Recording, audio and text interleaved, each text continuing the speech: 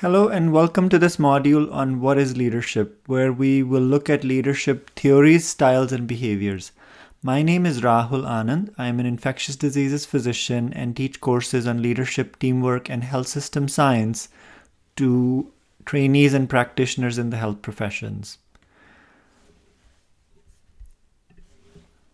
By the end of this module, you will be able to define leadership and distinguish it from management, create an emotional intelligence-based framework of leadership, describe common leadership theories including path goal theory, relationship-centered leadership, and adaptive leadership, critique how effective leaders flex their behaviors according to the external situation and the follower's characteristics, and finally reflect on your own leader behaviors and identify next steps in growth as a leader. Let us start by exploring the question, what is leadership? This may mean different things to different people. Origin of the word lead is the verb laid, alluding to seek, search, or look out. So a leader is someone who shows others the path ahead. This is a good moment to pause and reflect. How do you define leadership? Think about it. I define leadership as working together with and motivating other people to achieve a shared goal, something greater than any one person themselves. Now, leadership skills can be learned, developed, and can and should evolve over time, and you yourself are living proof of this. That's exactly why you're here, to learn and to develop your leadership skills further. The process of leadership comprises of three key things. 1, a vision, establishing direction. 2, building a team and aligning people. 3, a strategy, motivating, inspiring, keeping people moving in the right direction. Let us start to build our framework for leadership with emotional intelligence. Daniel Goleman conceptualized EQ as a set of skills and personal competencies. He also showed that more than 85% of success can be attributed to EQ rather than to technical knowledge. These are the 4 domains that he described in the What Makes the Leader Harvard Business Review article, which includes self-awareness, self-regulation, social awareness, including empathy, and social skills, including relationship management. Self-awareness includes knowing yourself and your own emotions, being aware of your strengths, weaknesses, drives, values, and impact on others. Self-regulation includes managing your own emotions, so controlling or redirecting disruptive impulses and moods, and motivating yourself by marshaling your emotions, so intense ambition, entering flow states. The third domain, social awareness, consists of recognizing and understanding other people's emotions. And the fourth domain, social skills, includes relationship management, so building rapport with others and moving them in desired directions. While we will not go too deep into how to assess or develop your EQ in this module, we will be doing that in a different module down the line. If you want some illustrations, this is a YouTube playlist I've created for you showing movie clips illustrating the core EQ domains. You will find the link at the bottom of this slide, and you can also use the QR code on the bottom left of this slide. And it includes movie clips on all of the domains of emotional intelligence. Now we will expand the EQ skill domains to leadership skill domains. So we're making a connection here as to EQ being the engine that powers leadership. And if you look at these now, you will notice that we still have the self-awareness and the self-regulation and motivation columns in the self domain. And in others, we now have an interpersonal and team column, which includes social awareness and empathy, as well as social skills, which include now not only relationship management, but also team skills. And we have a third column appearing now, which is systems, which includes systems thinking, so engaging with and being aware of the various pieces of the system and how they're coming together, and impacting systems, which includes the skills of problem solving and change management. So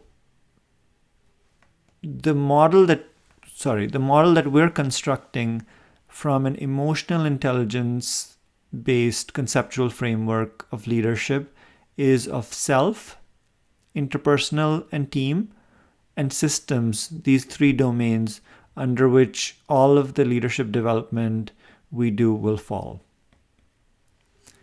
Having built this foundational framework of leadership and its domains of self, teams, and systems, let us try to better understand some common leadership theories. So these are what we are going to go over in the next few slides. First, differentiating leadership from management. Second, the common theories, so transactional versus transformational leadership, situational leadership and path goal theory, relationship-centered leadership, and adaptive leadership. Leadership is different from management, although effective executives and leaders use both skill sets. So, as Peter Drucker said, management is doing things right, whereas leadership is doing the right things. Management produces order and consistency, while leadership produces change and movement. A manager counts value, has a circle of power, and manages work, whereas a leader creates value, has a circle of influence, and leads people. Transactional leadership is one which is task-oriented, and it motivates others to achieve the desired goal or goals through power, rewards, or punishment commonly. On the other hand, transformational leadership is about people, and it focuses on collaboration and building a shared vision and works through influence and empowerment.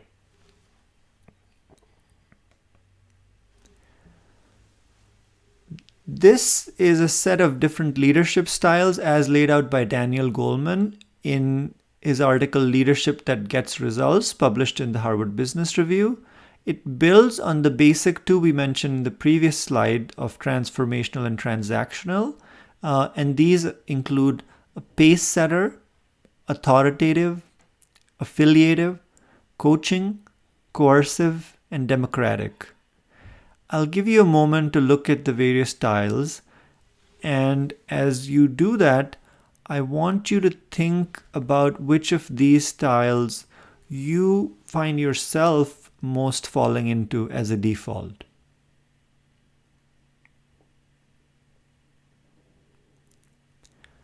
Being effective as a leader and follower means understanding your own style, your strengths and weaknesses, and your personal level of adaptability based on the circumstances.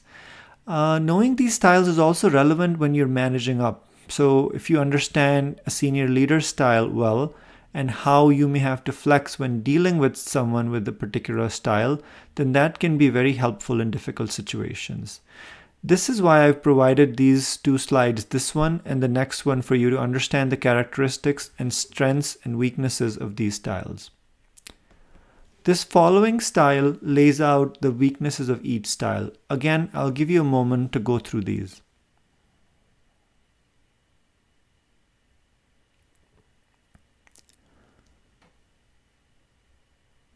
Now, my suggestion is, yes, it's good to be familiar with these styles, but that being said, I would suggest moving right past these leadership styles without spending too much time on them because of the low level of flexibility and scope for growth when we think about leadership in such a fixed mindset. Instead, we will focus on more usable frameworks that you can put to work right away to become a more effective leader. So let's look at what these are. Now we're going to turn our attention to situational leadership. And here I'm going to use some terms that will flow right into the path goal theory as well. So situational leadership is one where the leader focuses on how best to get results and buy-in from followers based on understanding their level of competence and commitment and matching that to the leader behavior that's necessary for the situation. So these behaviors can be supporting, coaching, delegating, and directing. And just to illustrate this with an example, a good example is leading a resuscitation code team, where the same leader may use directing behavior initially to get help or clear the area prior to defibrillation from those who are not really very familiar at all with the situation. May use coaching behavior when coaching a colleague through a difficult yet life-saving procedure like placing a central line.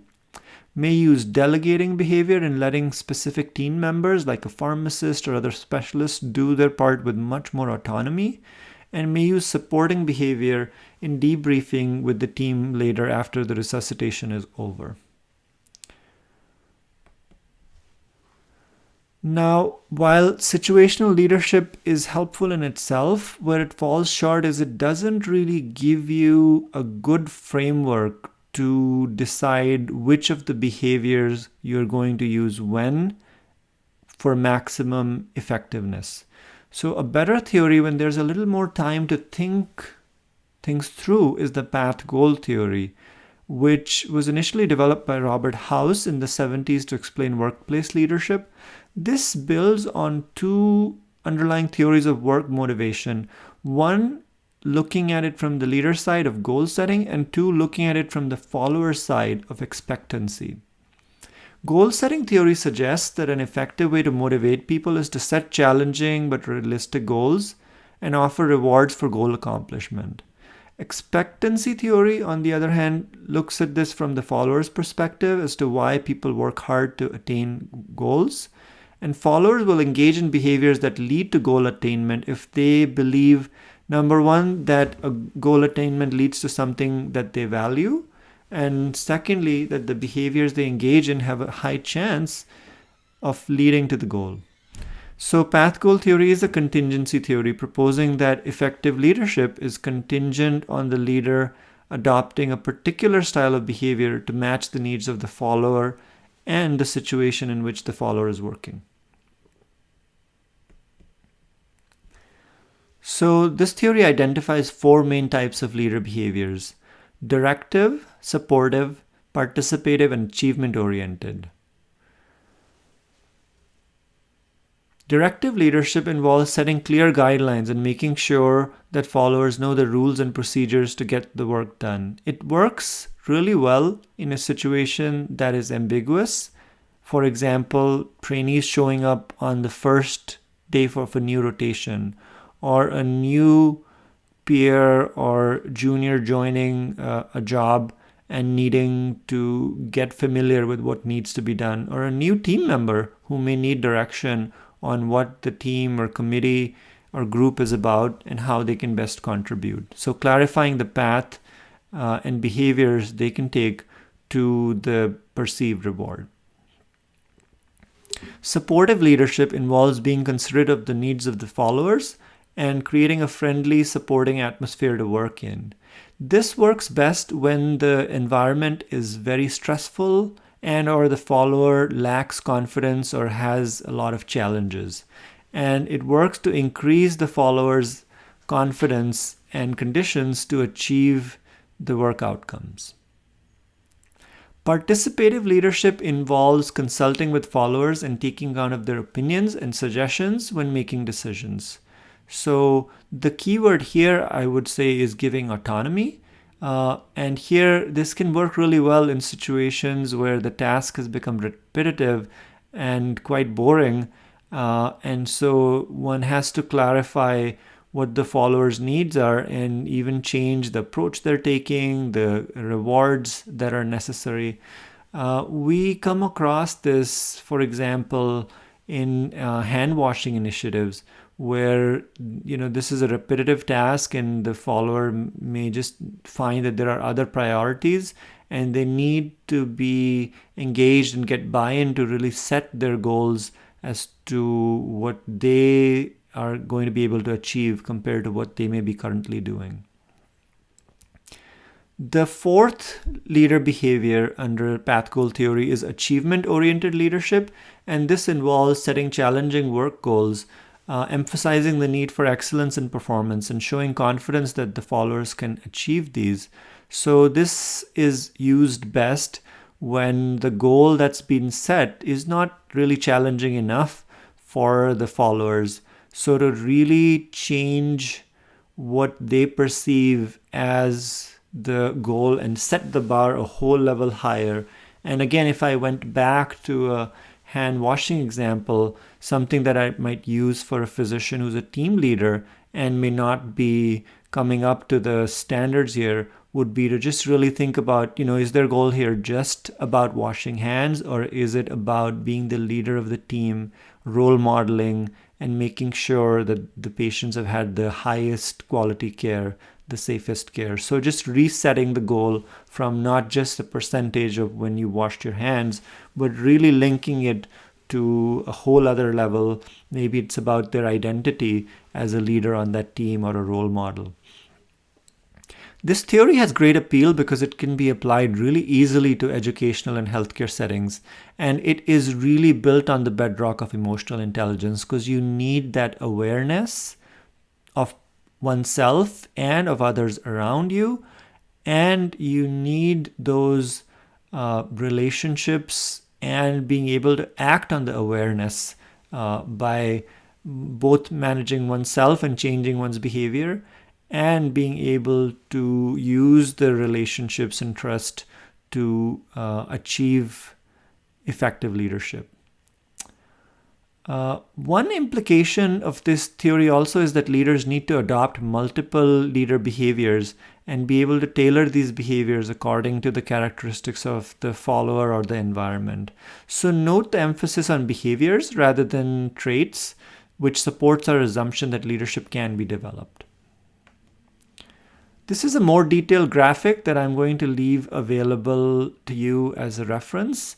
And I recommend that you can come back to this when you're applying path goal theory, either to the movie that we'll talk about in the next slide, or when you're reflecting on a real life situation and want to think through what the most appropriate behavior could have been or could be going forward. So a really fun way to practice applying path goal theory is to watch a movie, and there's a few choices. One of my favorites is Invictus, and you can use path goal theory that we've talked about and reflect on the leaders in the movie and how they use all of the 4 different behaviors at different situations or according to the followers' needs. Some other movies that this theory can be practiced or applied really well are Miracle, The Miracle Season, Glory Road. Really, you can pick, what you want after 1 or 2, and you'll see lots of good examples and diverse role models and themes.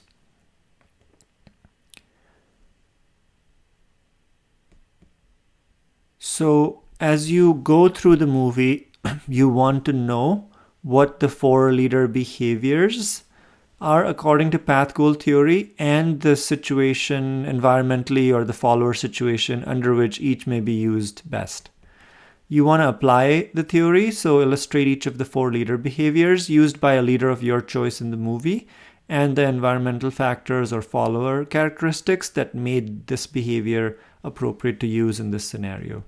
And finally, you want to reflect on your own leader behaviors. So which ones do you do well? What is your preferred leader behavior? And what behavior can you try out a bit more and become better at to make your leadership more effective? So moving on from path goal theory to relationship-centered leadership theory. And there's no better example of relationship-centered leadership than our modern-day hero Ted Lasso, to whom people clearly matter much more than the goal of winning or losing. This graphic shows us how an emotional intelligence-based framework comes together in relationship-centered leadership. At the center of it is leading yourself. To be your best self, not just professionally, but also personally. So having a balanced life, self-care, so that you're not all out of energy when you need it the most to lead. Being authentic, and by that I mean being authentic to your own values, So you've thought through your core values and you know what matters most to you. You're authentic to your own life experiences. You have thought through and resolved your innermost challenges and crucibles so that you're not running after external rewards to resolve your own internal challenges or satisfy your ego. And so that you're ready to be the same person in all rooms of your metaphorical home. And you're authentic to your mission so that your choices and your actions are in keeping with what matters most to you. And you're authentic to others in your relationships with them by being open, consistent, and willing to be vulnerable so that you have the trust of your followers. After the self domain comes building interpersonal relationships and working in teams. And this includes the competencies of communication, giving and receiving feedback, resolving conflict, and team skills. And finally, the outermost circle is engaging with and impacting systems, especially in areas that matter most to you, and not all alone and on the road to burnout, but doing this while belonging to a community of practice that supports and energizes each member and is together in their successes and setbacks.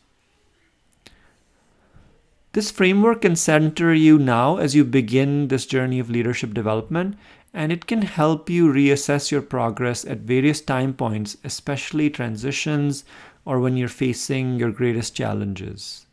Where am I now? What are my goals?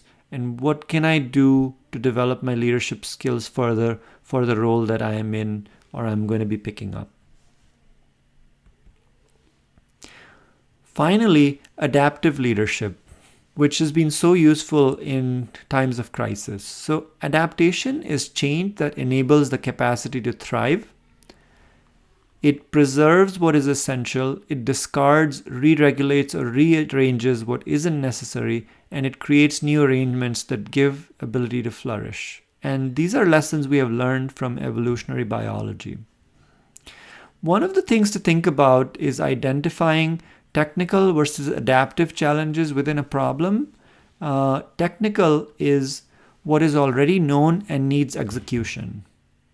Whereas adaptive is what is not yet fully known. Maybe the problem or the solution are not fully known, and it demands change. And that change could even be a change in identity, especially a change in identity. So one example in the field of lifestyle medicine that illustrates this is when we are working with a patient with newly diagnosed or poorly controlled diabetes, type 2 diabetes mellitus, and underlying obesity. And the technical challenge here could be just, what new drug or device can I use to impact these parameters? Maybe it's blood glucose or A1C or BMI. Whereas the adaptive challenge here is really, this is now the result of, multiple behaviors over a period of time, which has led to the development of type 2 diabetes and obesity. And what is the change that's necessary here? What identity change, what behavior change needs to happen, resetting of goals, expectations, routines, behaviors. Maybe it's changing nutrition or eating patterns. It's the changing the physical activity, managing stress, sleeping earlier, whatever's coming in the way of the individual thriving and living their best life. In this final portion of Introduction to Leadership, we will put it all together and bring it back to you. So far, we have gone over the definition, process, and framework of leadership and different leadership theories and behaviors. The question is, how do we put it all together in a way that makes sense for our leadership development? We will use the metaphor of visiting the Empire State Building and its breathtaking views of New York City and beyond, or you can think of your happy place, maybe it's a trail or a mountaintop, to look at the various levels of leadership and how depths of awareness of self, others, and the world at large can help us master each level. Let's start with focusing on what you want to accomplish and how you should do it. Just like your plan to get to the Empire State Building or your happy place, planning the visit with your group, getting the tickets, driving to the city in crazy traffic, finding that elusive parking spot, and getting everyone to the entry point still in one piece and together. This is path goal theory in action, where you as the leader can flex your behavior according to what the situation demands and what the other followers need. Being directive when you need to, supportive when there's stress or challenges, participative when everyone finds things repetitive or boring along the way and needs autonomy, or achievement oriented where you're convincing them it's not just about getting there, but it's really about the views, maybe creating some memories that are lifelong. Whatever you need to do, depending upon the follower's needs and the situation. Once you've safely and successfully made it inside the building, you are now ready to enter the elevators. This picture shows Otis elevators inside the Empire State Building from a bygone era. Now when you go in, actually there's many colorful display screens, and it's a sensory experience in itself, and actually a metaphor for all the shiny distractions, the smartphones, the screens we face every day as we go about our daily lives. Still, you're focused on the immediate and finite goal of reaching the top. You have a heightened awareness of yourself and your group members who are in this elevator together with you. You're quite aware of where everyone is and in tune with their excitement, their aspirations, and what rewards this elevator journey is going to lead to. You've been to other great places before, and you will again with these very same people. This visit is just one in a longer journey together. This is a metaphor for relationship-centered leadership, an approach to leading that focuses a lot on the who rather than just on the what or the how of leadership. Self, others in your team, and everyone and their relation to the system. The African philosophy of Ubuntu, literally meaning humanity, or I am because we are, describes this best. Continuing your journey, when you finally reach the top or reached the peak of your happy place, for a few brief moments you're elevated beyond your own desires and that of your group into something greater than any one person themselves. You're not limited by the confines of the elevator anymore. You're not seeking anymore. You simply are and feel one with the scene, with nature, with the universe at large. This is the metaphor for your unlimited leadership potential. Call it by any name or theory: adaptive leadership, infinite leadership, servant leadership. Now you're not bound by your title, role, rewards, or identity. Rather, you're all about the larger mission, ready to adapt and even permanently evolve for whatever causes you stand for. Now you're a beneficial force. Wherever you go, whatever you do, those around you whose lives you touch will benefit from your leadership. We will end with this quote from Simon Sinek: "Genius lies in the idea, impact comes from action." Leadership isn't about the traits that you're born with or the fancy tools, skills, or titles you acquire along the way. It is about the work these accomplish when put to use in the field. With that, happy explorations and cheers to your leadership.